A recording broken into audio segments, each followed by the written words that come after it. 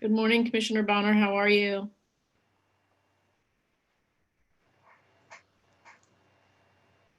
No?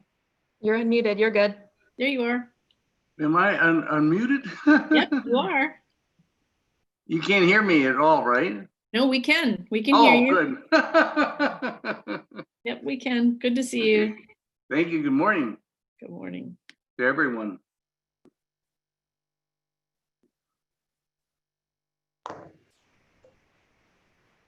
Good morning, Commissioner Gregory. How are you?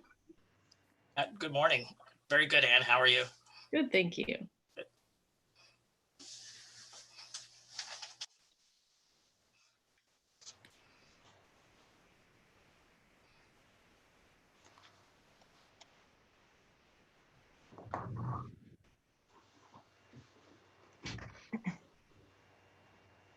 Anne, are you hearing an echo? No. Okay. Thank you. Are you hearing an echo? Yes, but it's the YouTube, so I just muted that side of it. Wanted to make sure nobody else could hear it.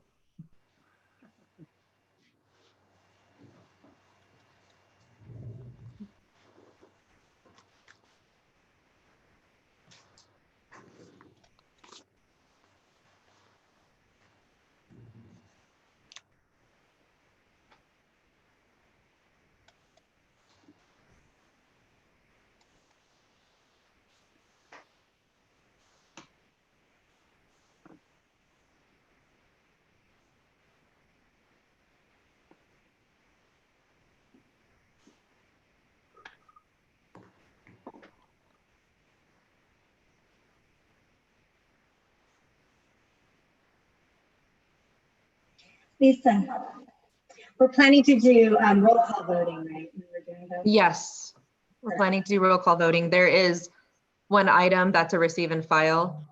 Yes. Item number 7, but we'll do a roll call and then a roll call vote for the consent and then for items 6 and 8. Perfect.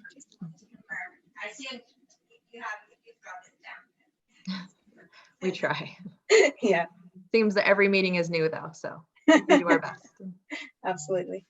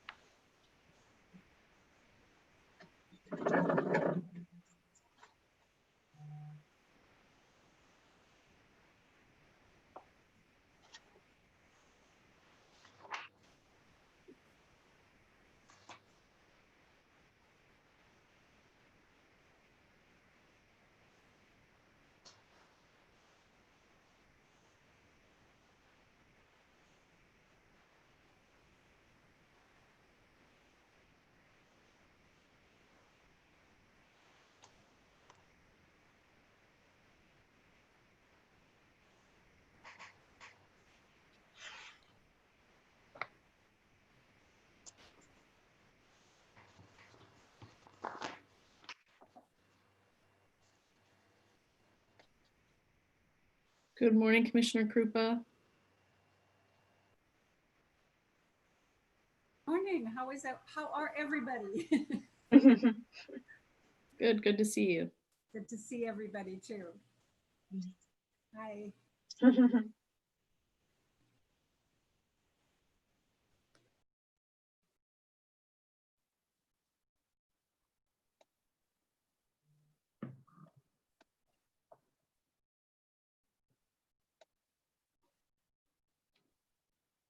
Good morning, Commissioner McGee.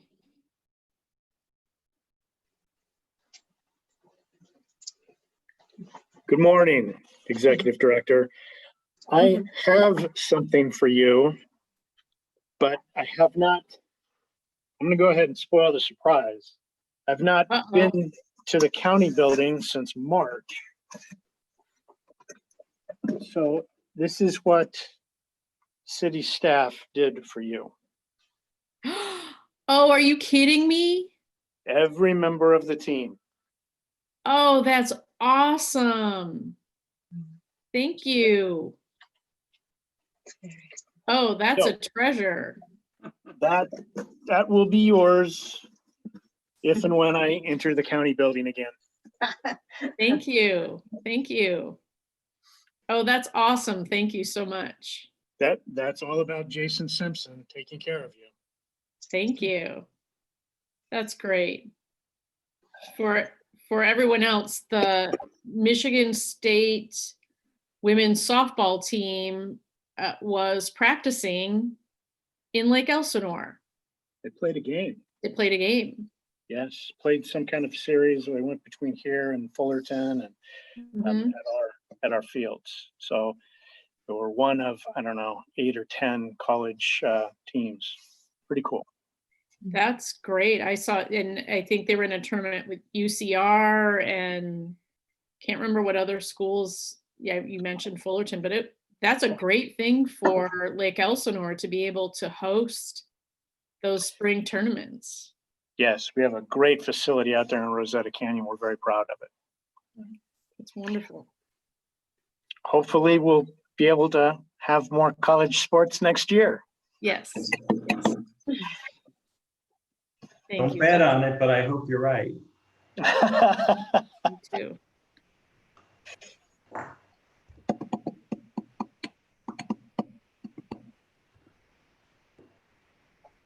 So my computer clock is often off. Are we at 9:30 yet? I have 9:27. Okay.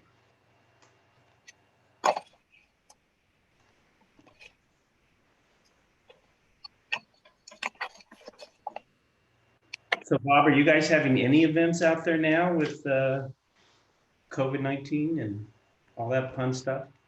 Our skydivers are back doing their thing, and our motocross park is back open, but our stadium and our lake never closed, our beaches never closed, our campground is open, but our stadium is a testing site.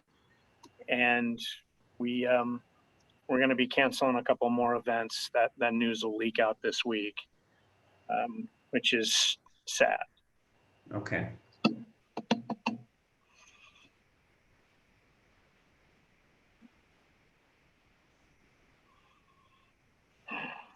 Just push the reset button for 2020. Start over next year. Yeah, I've been watching golf lately, and at the 18th, when somebody wins the whole tournament, you're expecting the whole crowd to scream and yell, and it's just it's a whole different experience.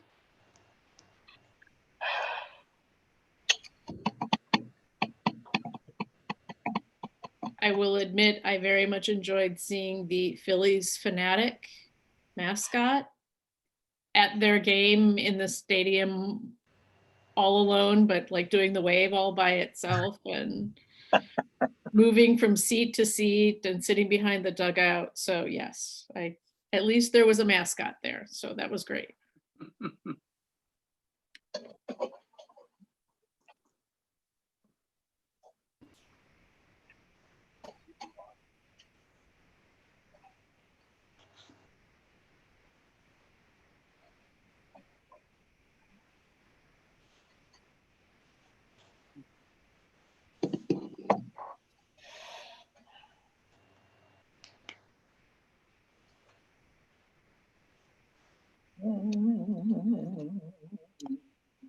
Commissioners Mattis, Middleton, Washington, and Spiegel, welcome.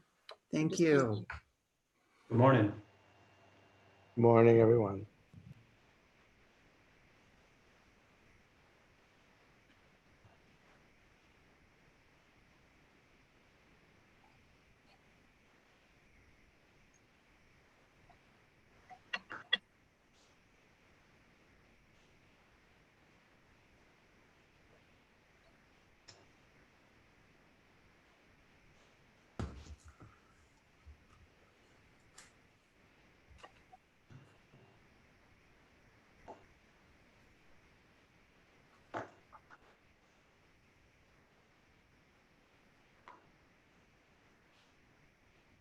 Okay, Lisa, I think we have 9:30.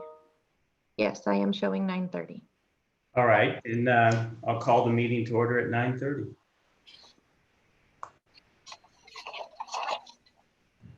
So we start with a roll call. Sure. Commissioners, I'd like to remind you, a lot of you are muted, so if you want to unmute yourself for the roll call. District 2? Here. District 3? Here. City of Beaumont? Here. City of Calamasa? City of Canyon Lake? Yes, City of Cathedral City? Here. City of Coachella? City of Desert Hot Springs? Present. City of Hemet? Here. City of Lake Elsinore? Here. City of Palm Springs? Present. City of Riverside?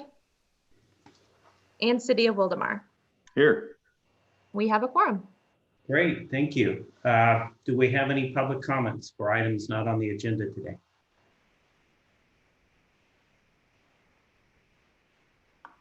Chair, I'm not seeing anyone with their hands raised.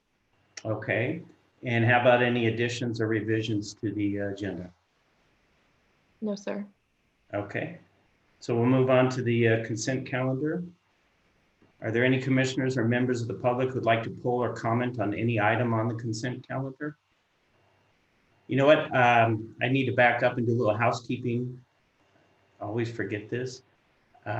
So let me start by reading this. Good morning. Thank you for participating in our remote meeting for the Riverside County Transportation Commission.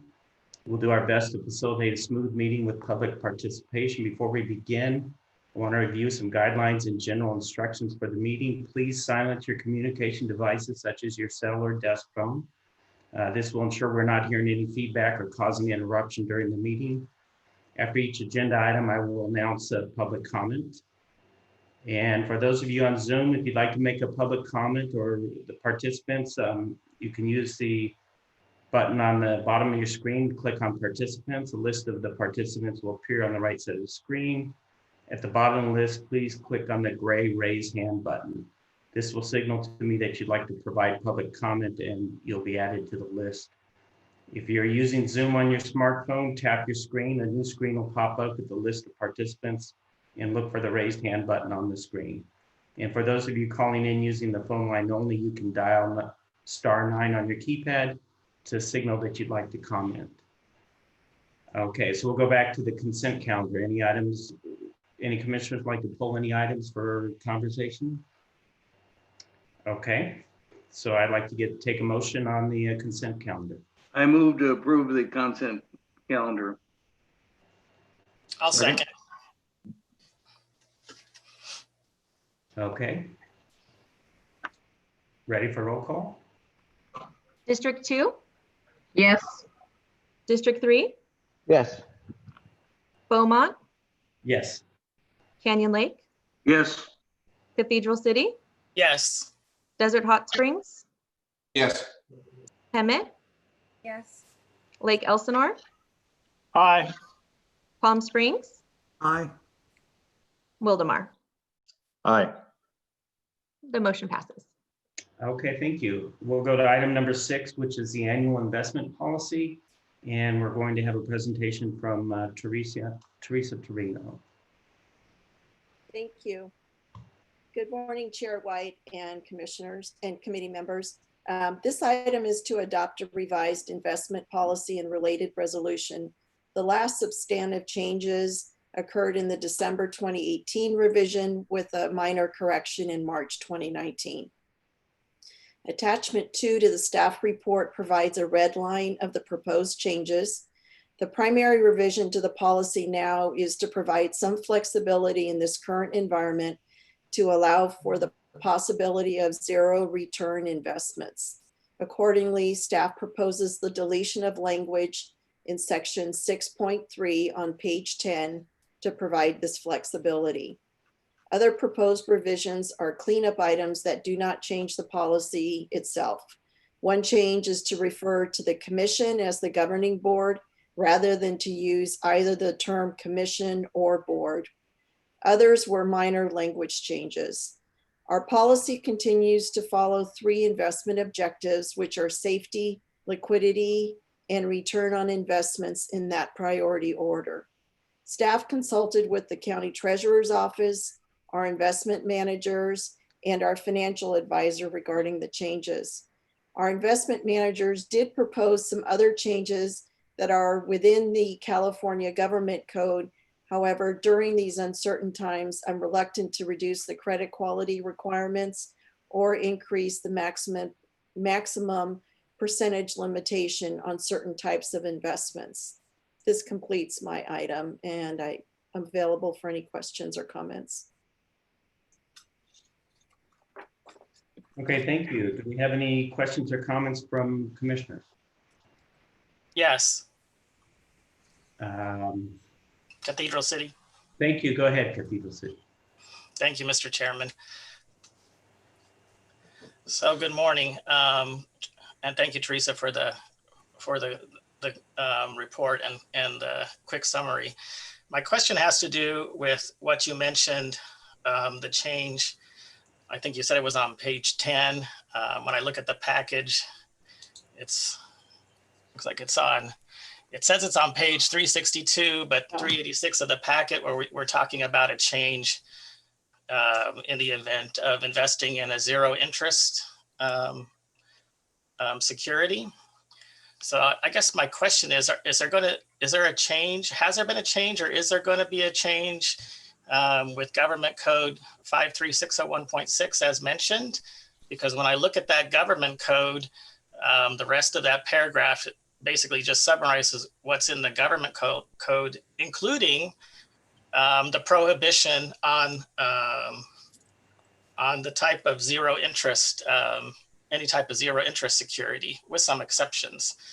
So I don't see the point of removing it. It would seem then to signal, as you're saying, the possibility of the commission investing in a zero interest security when that looks like it remains prohibited by the government code.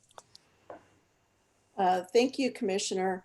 My understanding is that the government code does not allow for negative interest rate securities, but that there is no prohibition on the zero interest securities. So I will follow up again with that language. This change specifically came through the county treasurer's office as far as their suggestion to delete the prohibition in our policy, because they say that the government code provides for that, that you could invest in it. But I will follow up on your question before the commission meeting and make any changes as necessary. If you would, I'm looking at the government code 53601.6B. It says a local agency shall not invest any funds pursuant to this article or pursuant to Article 2 commencing with section 53630 in any security that could result in zero interest accrual if held to maturity. And then it goes on and talks about there are some exceptions. So I believe that's why this has been in our policy. And like I said, unless the government code is changing, it seems to be to me to be a mistake to take it out, because it might signal, especially to some out-of-state staff or contractors that we might use, that that's okay when it looks like it remains prohibited by the government code. Thank you for the question. I'll look into that some more. Okay, thank you. Thank you. Are there any other questions or comments by commissioners? And do we have any members of the public wishing to speak on this item? I don't see any hands raised, Chair. Okay, let's go ahead, and I'd like to ask for a motion. With the questions raised, do we want to postpone this, or do we want to ask for that section to be postponed? And do you have what do we want to do on this? My recommendation, commissioners, would be that you conditionally approve this today based on us doing the research related to that one specific component. If we do have confirmation that it conflicts with government code, we will remove that one recommendation, but leave the rest. So my recommendation would be to conditionally approve it today, considering a response to Commissioner Gregory's question. And if we do find that is a conflict, we will remove it before the commission meeting. Otherwise, we'd be waiting all the way till September. Commissioner Gregory, you want to make that motion, and I'll second? Yes. I have a question, please. Sure. Go ahead. Supervisor. Relative to Ann's comment, I just want clarity on what we're actually voting on. We're not approving this. This goes before the entire commission for approval. So in and of itself, it's already conditional based on the commission's approval. So I think with Teresa's comment, that she'll adjust if she finds different information and make that adjustment as it goes forward to the commission. So it seems to me that should be our motion, that we just adopt, we adopt staff's recommendation, knowing that it's going to either get adjusted if it needs to be adjusted or not. Commissioner Gregory, is that your motion? Well, I would move it forward to be heard by the entire commission, and that staff research the item in question. Okay, so I think we have a motion by Commissioner Gregory and a second by Commissioner Benoit. So can we have a roll call? District 2? Yes. District 3? Yes. Beaumont? Yes. Canyon Lake? Aye. Cathedral City? Yes. Desert Hot Springs? Aye. Hemet? Yes. Lake Elsinore? Aye. Palm Springs? Aye. And Wildemar. Aye. The motion passes. Thank you. We'll move on to number 7, state and federal legislative update and presentation by David Knudsen. Yes, good morning. Good morning, Chair White and committee members. This report will cover legislative activities taking place at the state and federal level, and I'll begin with the state update. Governor Gavin Newsom signed the 2020 Budget Act, a $202.1 billion spending plan on June 29, 2020, that addresses numerous pressing issues related to emergency response, public health and safety response, and the state's economy, while focusing on the $54.3 billion budget deficit resulting from the COVID-19 pandemic, a swing of about $60 billion from the January budget proposal. To account for the budget deficit, the final budget cuts programs, delays payments, plans, borrows from internal funds, and uses cash revenues from the state's $16 billion rainy day fund to enact a balanced budget. The budget also includes anticipated federal funds, which, if received by October 15, 2020, could restore some of the reductions and deferrals. Fuel tax revenues used to fund transportation projects are expected to decline by a total of $1.8 billion through 2024-25 fiscal year. The budget, however, does maintain Caltrans's current planning and engineering staffing levels to continue developing and designing previously programmed projects. State lawmakers returned to the Capitol today after their second coronavirus recess. They have just 5 weeks to take action on legislation before the August 31st constitutional deadline. This means that most of the 55 standing committees will only meet one more time, limiting the number of bills that can pass for this session. However, RCTC staff continue to monitor legislation and participate in the legislative process. Based on the commission-adopted 2020 state and federal legislative platform, Executive Director Ann Mayer provided a support letter for Senate Bill 1291, authored by Senator Jim Beal. While the SCAG region is in a position to meet the FTIP state deadline, not all MPOs across the state are in the same situation due to the uncertainty from the U.S. Department of Transportation's National Highway Traffic Safety Administration and the U.S. Environmental Protection Agency's rulemaking Safe Vehicles Rule. Awaiting resolution for the SAFE rule's effect on California transportation conformity used in preparing transportation plans left transportation planning agencies with significantly less time to meet the 2020 FTIP deadline. SB 1291 will allow those that require more time to have it to ensure that transportation projects can proceed. As a follow-up to the SB 743 update at the June Commission meeting and Chair Benoit's letter to the governor seeking a 2-year delay, SB 743 took effect without delay on July 1st, 2020. The Governor's Office of Planning and Research, along with Caltrans, also hosted a town hall on July 1st regarding the bill. During the event, Caltrans Director Tokes Amashaken stated it is not his goal to kill self-help county voter-approved projects, but he noted that those projects will need to be reviewed to meet state law and, where necessary, push for mitigation. This means that the VMT policy will affect secret review of capacity increasing projects on the state highway system that are included in voter-approved programs. RCTC staff will continue to participate in Caltrans's process so that voter-approved transportation projects can be delivered in Riverside County. Now, quickly turning to the federal update, the last few weeks have been very eventful. Every 4 to 5 years, Congress works to reauthorize surface transportation authorization legislation, which authorizes federal infrastructure investment across the nation.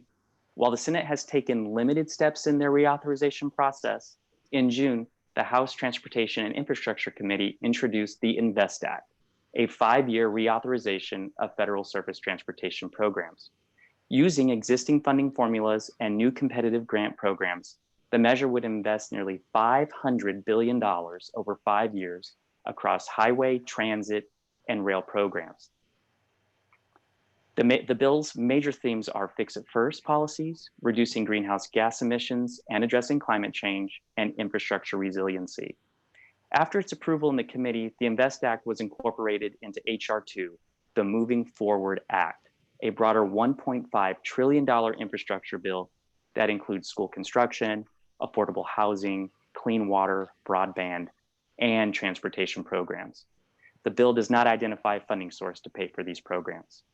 The House Representative passed H.R. 2 on July 1st, 2020. Based on the Commission's adopted state and federal legislative platform, RCTC staff successfully proposed amendments to the legislation that were included in the final bill. These amendments advance priorities in Riverside County by increasing the competitiveness of grade separation projects for federal funding and ensuring RCTC and other self-help counties in California are eligible to compete for the new grant funding programs. Representative Pete Aguilar of Redlands submitted both adopted amendments on our behalf. As indicated in the staff report, RCTC also worked with our region's congressional delegation for other amendments which were not adopted in the final bill. We'd like to thank Representative Aguilar and our congressional delegation for their interest in our issues, listening to our recommendations, and offering assistance on the legislation. There's still several steps that have to take place before a final surface transportation reauthorization bill can be enacted into law, including getting support in the US Senate. If surface transportation programs are not reauthorized by September 30th, 2020, when the current FAST Act expires, Congress will have to enact an extension of the current programs for a period of time. Finally, Congress is considering a 5th COVID-19 relief package, which could focus on liability reform, schools, jobs, healthcare, among other items. It has not been determined whether or not there will be any assistance for transportation agencies who've lost revenue due to COVID-19 pandemic, but we are watching it very, very closely. We'll keep this committee and the commission updated as the situation unfolds. This concludes my presentation. I'm happy to take any questions. Thank you, David. Commissioners, does anyone have any questions or like to comment on this item? All right, seeing no hands raised, are there any members of the public wishing to speak on the item? I don't see any hand raised. Okay, and this is a receive and file item. So we'll go ahead and move on to item number 8, the Coachella Festival Special Events Train Platform Development Project Update. And Sheldon Patterson will be presenting. Yes, good morning, Chair and members of the committee. Sheldon Peterson, I'm the rail manager here to provide you an update on the Coachella Festival Special Events Train Platform Development Project. We've been calling this project a special event train. However, personally, it's felt like a long white-knuckled roller coaster with all the ups and downs along the way. Fortunately, today's update will be a major drop. Next slide. As background, the RCTC has been pursuing the establishment of the special events service for the Coachella Music and Arts Festival and Stagecoach program since 2016. The goal is to provide an environmentally friendly alternative to driving to these major events that draw over 125,000 participants for 3 weekends a year and cause major congestion on all the local freeways.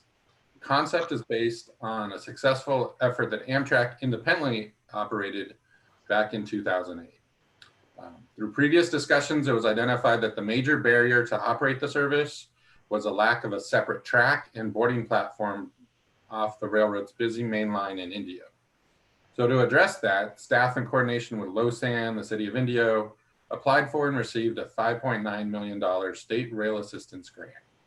This was matched with additional local funds of $2.7 million in Prop 1B, for a total of $8.6 million available for the Indio platform project. Last July 2019, the Commission approved a series of agreements and resolutions needed to move the project forward. Next slide. A task order was established under RCTC for an on-call engineering firm to begin the design and environmental process in close coordination with the railroad, LoSAN, and the City of Indio. At first, there were still some scope issues we resolved with requests for alternate track locations and the requirement to not add a new switch on the rail main line. We worked closely with the team and all these issues were addressed, and we would move forward a conceptual approach that was agreed to with the local railroad staff and the City of Indio staff. The proposed design can be seen in the attached sketch showing the location south of the I-10 and just north of 111. Basically at the location where the City of Indio has an existing Greyhound parking lot.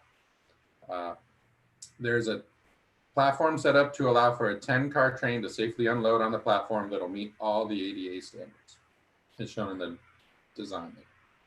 The designs were advanced to the 30% engineering level, and the cost estimates developed to show a proposed construction and contingency cost of about $10.2 million. And to date, we've used approximately $375,000 for the design efforts so far. Next slide. In order to move the project forward, we would need a project engineering agreement with the railroad. That would be contingent on a larger access agreement to allow the service to operate it in the first place. The railroad still has significant concerns about the train capacity on their primary freight line and proposed a substantial access fee to mitigate the impact to their service. Those costs, along with the station constructions costs, now make the special train service not financially viable at this time. LoSAN, CalSTA, the Commission staff were in agreement to suspend the efforts, and the notice was sent to the LoSAN Board of Directors regarding the service, which is one of the attachments. The next slide. So unfortunately, we're at a stopping point until we can get further agreements, but we are in close coordination with LoSAN and CalSTA. The Indio platform can potentially be reinstated in the future. And we're working closely with CalSTA and Caltrans to see if we can reapply and use those SRA funds that were set up for the Indio platform project as part of the larger Coachella Valley service tier 2 study work that's working on a parallel path. Next slide. So in order to change the project direction, the following staff recommendation actions are needed to address the July 2019 Commission approvals. So the first two would be to rescind the SRA grant agreement with CalSTA and also approve a new resolution that rescinds the previous two resolutions related to the grant acceptance.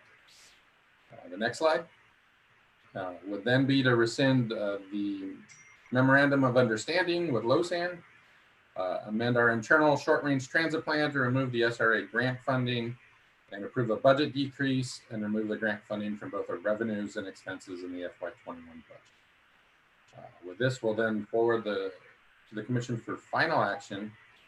Next slide.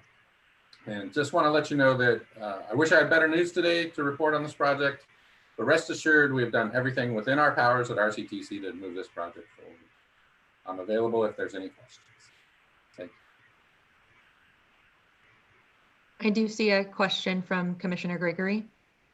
Commissioner Gregory, go ahead. And thank you, Mr. Chairman, and thank you, Mr. Peterson, for your report and for your efforts I know this has been an important project. I like, I would say for the Coachella Valley, but the truth of the matter is it's an important project for everyone because the people traveling back and forth from these events do jam our roadways all the way through the 10, the 91, the 60. Everybody gets affected, and besides of course, the pollution and other ill effects. So this has been an important project, and I appreciate all the efforts that have been made on it. But I'm a little confused, and I think it's important if we're gonna go this way that the record's clear as to what happened. And I can refer to a newspaper article that was published in the Desert Sun, which is the newspaper out in the Coachella Valley. And it is, I'm assuming that staff is aware of it because it did quote both John Stanford and Commissioner Middleton speaking about the LoSAN action. And when we look at the attachment to this item in our packet, we see LoSAN is not saying they decided, they're saying the commission decided to withdraw at this time. That may not be the proper language, but to call it off at this time or stop the effort at this time and to return the funding. It doesn't say that there's a time period that's expired or why. It just says that LoSAN's saying that the commission decided. And then when we look at this newspaper article, it talks a little bit about LoSAN, but it kind of reiterates that the problem was with Union Pacific Railroad. Yet a spokesman for Union Pacific Railroad is quoted in here sounding surprised and saying that they're okay. In fact, they want to see it move forward. I get the name here.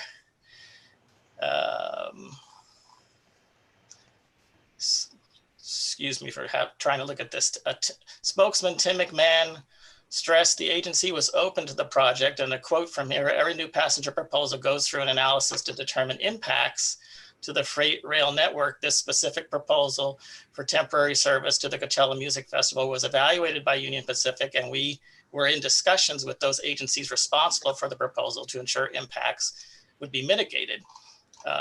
So I can tell you the record is kind of muddied, at least in the eye of the public, and frankly, in my eyes, because I'm not sure what exactly happened or what exactly happened to prompt this now. Now, I did hear mention here for the first time about a substantial access fee. So I guess I would ask, what were the deciding factors? Was that a deciding factor? And why are we not sharing that with the public? Thank you. Okay, so I will start with all of those questions. So first, let me clarify LoSAN's role. When we went forward with this proposal, the grant money we received was to go towards the physical improvements, all of the track work, the platform, whatever we needed to do on the capital improvement side. LoSAN was going to operate the trains. So LoSAN had included, I can't remember the exact number, but they had included funding to operate the trains in their annual budget. So LoSAN was going to operate, we were going to build the platform. So all of the conversations we've had, we've been arm in arm with LoSAN because we needed both entities to be able to complete the proposed special event service. We have been, while we were able to get all of the operations related activities sorted out, LoSAN coordinated with Amtrak, we had enough money to operate it for at least a couple of years. our conversations with Union Pacific were going very, very slowly. The Sheldon showed you the, prospective configuration of a station at Indio. Union Pacific had concerns about that because I-10, the rail lines along I-10 are the most heavily traveled freight line that they have in California. So they have always had very significant concerns.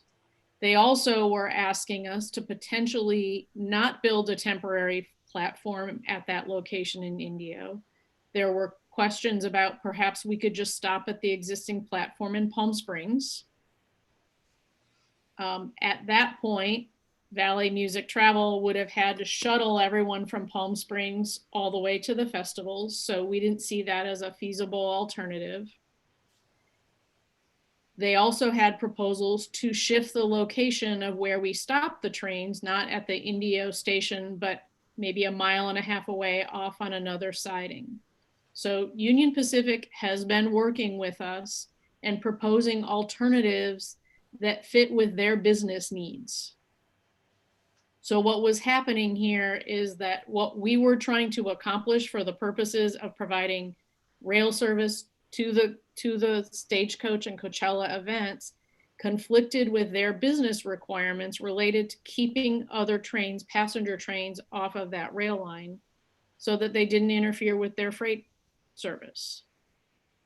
So in addition to trying to minimize the amount of physical improvements that were being made, we were also asked to provide an access fee so that instead of using the grant money to build something, we would use the grant money to pay Union Pacific an access fee. Now, that business model is being used elsewhere in the state. That if passenger rail wants to start using freight rail lines, then it's paying, passenger rail is paying a fee.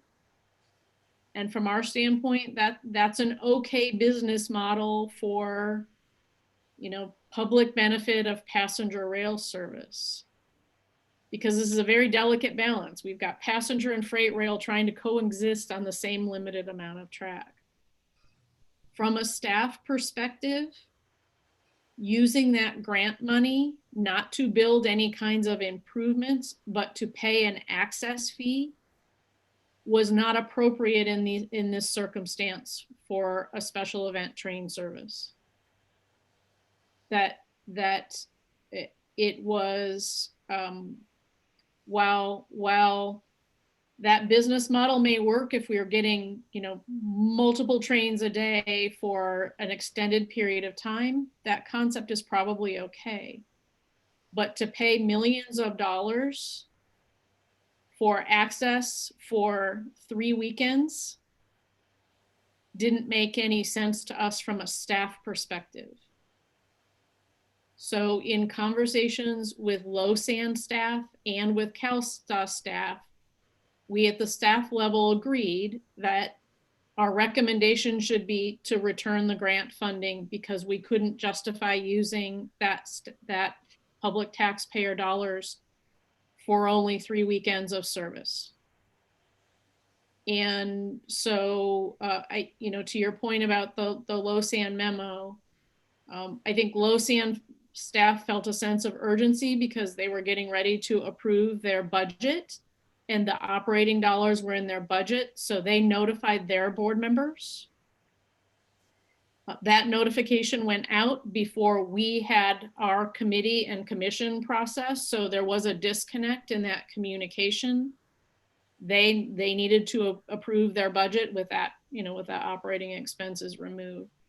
From a Union Pacific perspective, we have talked to Union Pacific, and I recognize they say that from their perspective, they didn't say no, and that's true. They didn't say no.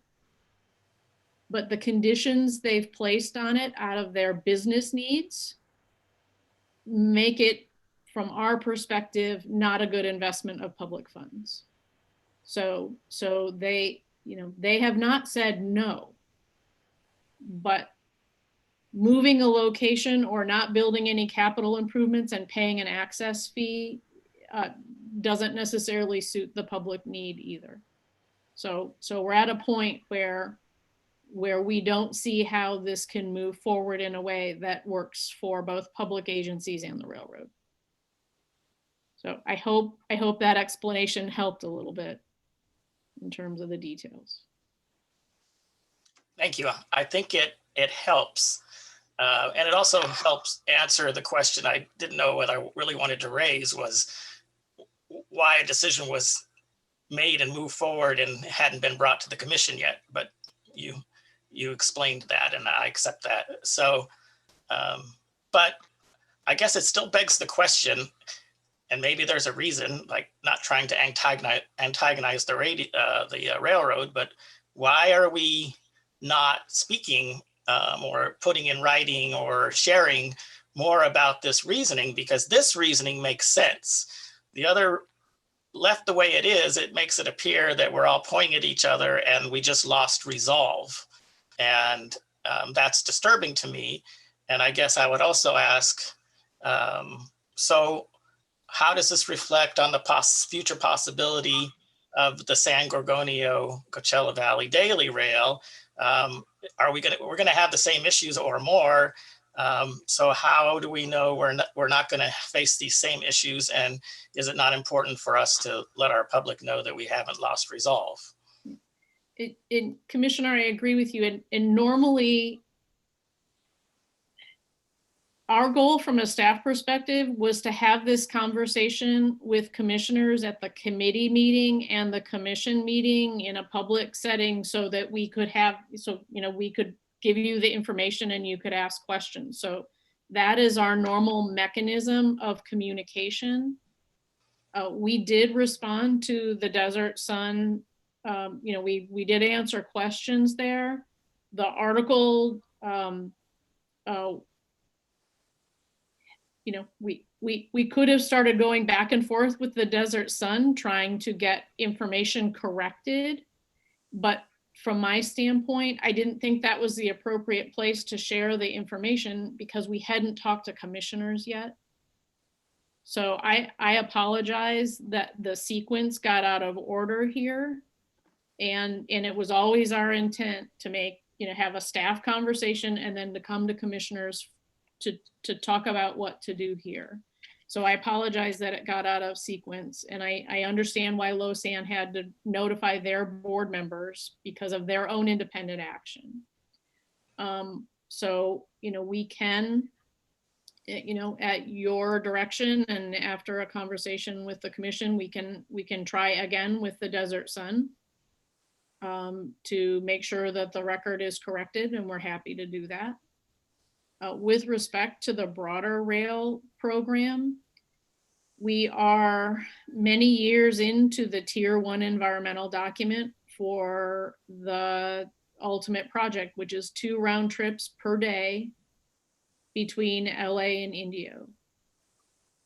That project, once we finish the Tier 1 environmental document, we will then have to go to a Tier 2 document, which is where we'll talk about how, what actual improvements will be made, where the track will be, where the stations will be, so that the project can go forward.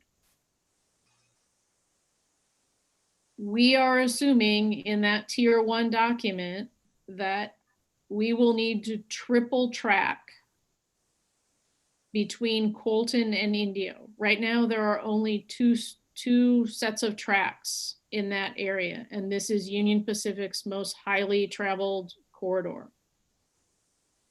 We can't even add 2 trips a day, round trips a day to the corridor without triggering the need for a 3rd track. Union Pacific for years has always said that they do not want passenger rail service on this corridor. If there is a way with the construction of a 3rd track that both freight and passenger rail can be accommodated, there may be the possibility that we could come to some sort of agreement with Union Pacific. the cost of that triple tracking likely approaches $1 billion. This is not something that RCTC will be able to fund. We will need our state partners at CalSTA to do so. And so I expect that if we can get through this tier 1 document, that we will have several years of very difficult conversations between Union Pacific, RCTC, and the Federal Railroad Administration and CalSTA to talk about how this can work, where there can be a balance between freight rail needs and passenger rail needs. And these conversations are taking place across the state. Union Pacific and Losan just struck a deal related to the Losan corridor, which runs San Diego to San Luis Obispo. So they were able to just come to an agreement on that corridor, but that corridor doesn't carry anywhere near the volume of freight traffic that the I-10 corridor carries, which is also called the Sunset Line. So this will not be an easy task for any entities. We have partnered with Union Pacific on a lot of different projects, and I think the challenge is going to be that their business needs will need to be recognized. And more than likely, there will need to be the construction of about $1 billion.